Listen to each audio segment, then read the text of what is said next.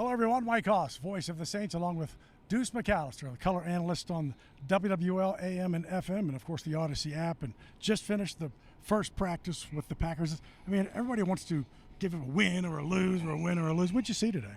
Well, I thought, overall when you go out and you look at it, I thought you saw good competition, and I think that's always what you want.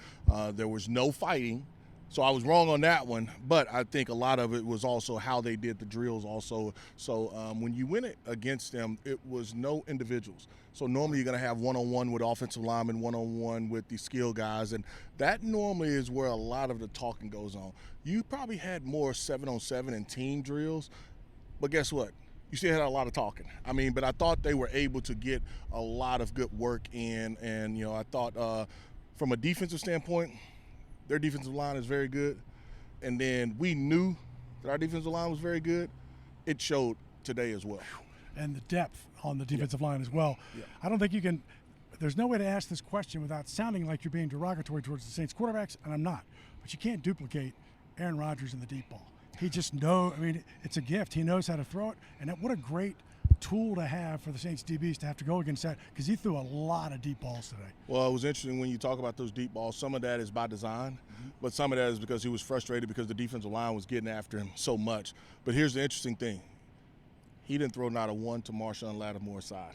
It was all right. It was all right side. All was the right side. They were going after Paulson Adebo just because they felt that was the best matchup for them. And they connected probably once or twice, but for the most part, Paulson Adebo held his own. So I thought that was really, really good, but they take a ton of shots. This seems crazy to ask, but do they remember well what happened in Jacksonville? I mean, it seems like it's just, after the way things ended, it didn't, I think that's where all of the talking came from, particularly, started really in the special teams period. But then even, on our defensive side, you knew Chauncey was going to be talking. But Rasul Douglas was talking a ton.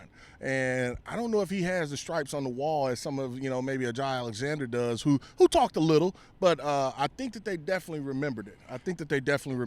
And final question, and we talked about the defensive pressure on the quarterbacks. And so it's a little hard to tell because quarterback might wait, and then all of a sudden there's a penalty in the end zone for defensive holding. Well, that would have been a sack, correct, not a defensive holding. So correct. That's why it's a little – you got to judge these things kind of through a broad vision.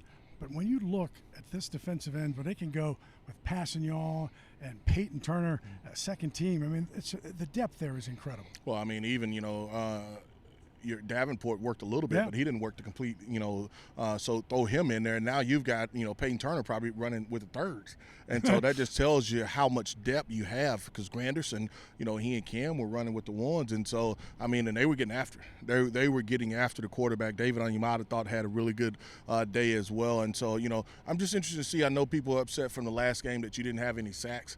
I don't think you're going to have to worry about when this team really wants to get after a quarterback and they've been challenged, they can get after a quarterback. Practice one in the books. I don't want to brag, but it was about 75 degrees today, in the 50s this morning. It was just stunningly beautiful. Practice tomorrow again with the Packers. Then Thursday, Saints will be by themselves. Kickoff Friday, 7 o'clock. Tune in to Deuce McAllister and myself for the Saints and the Packers preseason game number 2.